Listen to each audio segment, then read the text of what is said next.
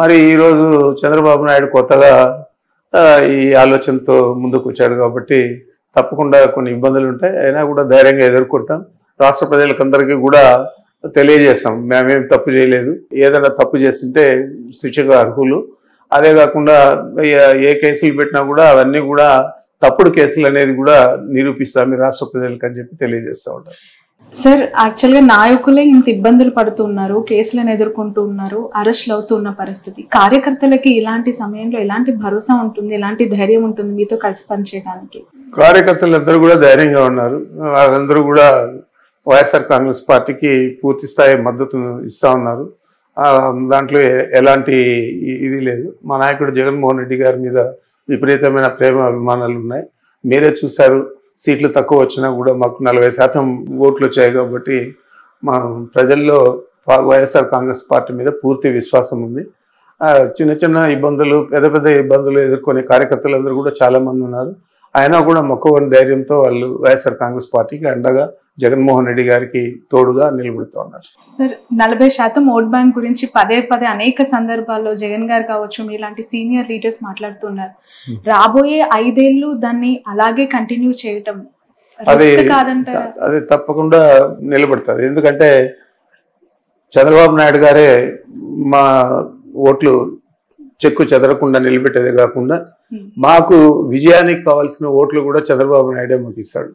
ఎంచేతంటే ఆయన హామీలు నెరవేర్చడంలో విఫలం అవడం కానీ, ఆయన దౌర్జన్యాలు పెచ్చుమీరిపోవడం కానీ, ఆయనకు సహించరాని కోపము, ఆవేదన, కుట్ర అన్నీ కూడా ప్రతిపక్షాల మీద అవన్నీ కలిసి తప్పకుండా మాకు అత్యధిక మెజారిటీ సాధించే విధంగా చంద్రబాబు నాయుడే దోహదపడతాడు. జగన్ గారికి సెక్యూరిటీ విషయంలో అనేక ఆరోపణలు చేస్తూ ఉన్నారు, రిక్వెస్ట్ చేస్తున్నారు, హైకోర్టుకు కూడా వెళ్ళారు. ఎలా చూడాలి ఈ ఇష్యూని? నిజంగానే కావాలని చేస్తుందంటారా ప్రభుత్వం? ఒకవైపు నిజంగానే కావాలని చేస్తుంది. ఎందుకంటే మా నాయకుడికే కాదు, మాలాంటి వారికి కూడా, నేను 7 సార్లు శాసనసభ్యుడిగా ఉన్నాను, మంత్రులుగా పనిచేశాను. సీనియర్ నాయకుడు అని మీరే అన్నారు.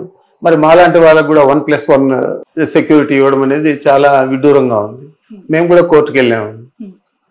అంటే జగన్ గారు మొన్న మాచర్లకు వెళ్తున్నప్పుడు కారులో నుంచి బొద్దింకలు వచ్చాయి, పురుగులు వచ్చాయి అని చెప్పి అన్నారు. అది వాస్తవమే అంటారా? అది వాస్తవం కాబట్టి ఆ బండి దిగి మామూలు బండిలో వెళ్ళాడు. మీరంతా కూడా గమనించి ఉంటారు. అది ఎందుకు పనిచేయని ఒక బీపీ అంటే బుల్లెట్ ప్రూఫ్ కార్ ఇచ్చారు. మరి అలాంటి దాంట్లో ఎలా ఆయన ప్రయాణిస్తాడు? మరి అందుచేతే మామూలు వెహికల్లో వెళ్ళాడు, క్షేమంగానే తిరిగి వచ్చారు. రైట్ సార్, ఈ రికార్డుల ధ్వంసానికి సంబంధించి అసలు ఎందుకు ఆ ఇష్యూని లేవనెత్తాల్సి వచ్చింది? నిజంగానే రికార్డుల ధ్వంసం అంటే రికార్డుల ధ్వంసం జరిగిండొచ్చు. అది ఎవరు చేశారు, ఏం చేయలేదు అనేది కూడా ఆలోచన చేయకుండా, ఫోరెన్సిక్ నివేదిక రాకుండా కలెక్టర్ కాన్ఫరెన్స్లో స్వయంగా ముఖ్యమంత్రి గారి చంద్రబాబు నాయుడు గారి చెప్పడం అనేది, పెద్దిరెడ్డి వీళ్ళు చేశారు అని చెప్పి చెప్పడం అనేది, ఆయన ఊతం ఇస్తా ఉన్నాడు. ఈ పెద్దిరెడ్డి మీద ఈ కేసు మోపండి అని చెప్పి. మరి ఆ విధంగా కాకుండా నేను ఒకటే అడుగుతా ఉన్నాను, రెవెన్యూ రికార్డ్స్ మిగతా డిపార్ట్మెంట్ల కంటే భిన్నంగా ఉంటాయి. తహసీల్దార్ ఆఫీసులో ఆ మండలానికి సంబంధించి ఉంటుంది, డివిజన్కి సంబంధించి ఆర్డీఓ ఆఫీసులో ఉంటాయి, జిల్లాకు సంబంధించి కలెక్టరేట్లో ఉంటాయి, రాష్ట్రానికి సంబంధించి గవర్నమెంట్లో ఉంటాయి. Same record. మరి ఈ మధ్య ఇంకా ఇవన్నీ పెట్టారు కాబట్టి కంప్యూటరైజేషన్ ఇవన్నీ కూడా వాటిలో కూడా నిక్షిప్తమై ఉంటాయి. మరి ఇవన్నీ తెలుసుకోకుండా అక్కడేదో జరిగిందని చెప్పి పోతే దాన్ని వాళ్ళే చెప్పారు, రీట్రీవ్ చేశాము, అన్ని రికార్డులు కూడా అక్షేమంగా ఉన్నాయని చెప్పి ప్రభుత్వమే చెప్పింది.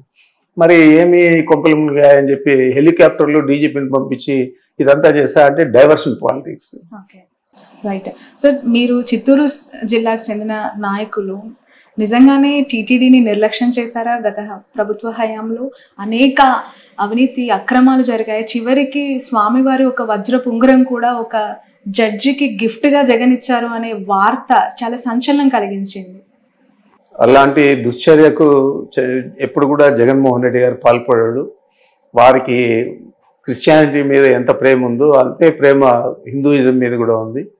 హిందూయిజాన్ని గౌరవించేది కాదు, ఆయనకు భక్తి ఉంది. దేవాలయాలన్నీ కూడా సందర్శిస్తాడు, స్వాములందరినీ కూడా పీఠాధిపతులందరూ కూడా కలుస్తాడు. అదే కాకుండా మీరు చూశారు, సుందరీకరణ పేరుతో అనేక దేవాలయాలన్నీ నేలమట్టం చేస్తే విజయవాడ పట్టణంలో అవన్నీ కూడా పునర్నిర్మించిన ఘనత జగన్మోహన్ రెడ్డి గారు. Okay, right. ఎమ్మెల్సీగా బొత్సగా నిలబెట్టారు. ఎలా ఉంటుంది సార్? ఎంత ధీమాతో ఉన్నారు? ఎందుకంటే ఎలక్షన్స్ చాలా జరిగి కొన్ని రోజులు, ఇంకా 3 నెలలు కూడా కంప్లీట్ చేసుకోలేని. అయినా మాకు సంఖ్యాబలం ఎక్కువ ఉంది కాబట్టి తప్పకుండా బోచా గారు మంచి మెజారిటీతో గెలుస్తారు. పక్కా. ఎందుకంటే అక్కడ ఆల్మోస్ట్ మొన్న వచ్చిన రిజల్ట్ ఒకసారి అబ్జర్వ్ చేస్తే వైసీపీ చాలా గడ్డు పరిస్థితులు ఎదుర్కొంది. పర్వాలేదు, అయినా కూడా మాకు ఎంపీటీసీలు కానీ జెడ్పీటీసీలు కానీ కార్పొరేటర్లు కానీ సంఖ్యాబలం ఎక్కువ ఉంది కాబట్టి తప్పనిసరిగా మంచి మెజారిటీతో గెలుస్తారు. రైట్. వైసీపీ నుంచి కొంచెం పక్కన పెడితే సార్, మిమ్మల్ని ఒక క్వశ్చన్ అడుగుతాను పర్సనల్ గా. చాలా సీనియర్ లీడర్ గా మీ అబ్జర్వేషన్ ఏంటి? వస్తున్న నాయకులు చేరుతున్న పార్టీ జనసేనగా ఇప్పుడు మారిపోయింది, టీడీపీని ఆప్షన్ గా ఎంచుకోవట్లేదు అని చెప్పి కొంతమంది నాయకులు మాట్లాడుతూ ఉన్నారు. ఎందుకు జనసేన ఒక హ్యాపెనింగ్ పార్టీగా కనిపిస్తుంది అంటారు అలాంటి లీడర్స్ కి? ఆయన నాయకత్వం మీద అందరికీ కూడా గౌరవం ఉండొచ్చు. అదేవిధంగా చంద్రబాబు ఈ ప్రజా వ్యతిరేక కార్యక్రమాలన్నీ కూడా ఎక్కువ చేస్తూ ఉన్నాడు కాబట్టి ఆయన తెలుగుదేశం పార్టీలో చేరడానికి ఇష్టపడకపోవచ్చు. దానికి కారణాలు ఏవైనా కానీ వాళ్ళందరూ కూడా ప్రతిపక్షంలో ఉన్నట్లే. సార్, 2024 ఎన్నికలు కేవలం పవన్ కళ్యాణ్ యొక్క ఎఫెక్టివ్ వల్లనే ఈ రిజల్ట్ అంటారా? మీ అభిప్రాయం? 100%. దాంట్లో ఏం సందేహం. పవన్ కళ్యాణ్ వల్లనే 100%. అటు వైసీపీ ఓటమి, అటు కూటమి గెలుపు. 100%. అంతలాగా పవన్ కళ్యాణ్ ఇన్ఫ్లుయెన్స్ చేశారంటారా AP politics? AP politics influence చేశాడా లేదా అనేది కాదు, వారికి సంబంధించిన సామాజిక వర్గం అంతా కూడా ఆయనకు గట్టిగా మద్దతు ఇచ్చింది. ఆ మద్దతు తెలుగుదేశం పార్టీకి ఉపయోగపడి ఎన్నికల్లో గెలవడానికి కారణభూతులు. ఓకే సార్, టీడీపీ పార్టీకి కమ్మ సామాజిక వర్గం బలం, జనసేన పార్టీకి కాపు సామాజిక వర్గం, మరి వైసీపీ పార్టీకి ఏ సామాజిక వర్గం? ఒకవేళ నిజంగానే అది నమ్మి ఉంటే ఈరోజు ఈ రిజల్ట్ వచ్చేదా అంటే? లేదు, లేదు. రెడ్లంతా కూడా చాలా మంది వ్యతిరేకం చేశారు. కారణాలు ఏవైనా కానీ రాబోయే రోజుల్లో మంచి ఫలితాలు వస్తాయని చెప్పి ఆశిస్తాను. రైట్. ఫైనల్లీ మొన్న రీసెంట్ గా తిరుమలని బండి సంజయ్, కేంద్ర మంత్రి, మీకు తెలిసే ఉంటుంది, తెలంగాణకు సంబంధించిన ఎంపీ.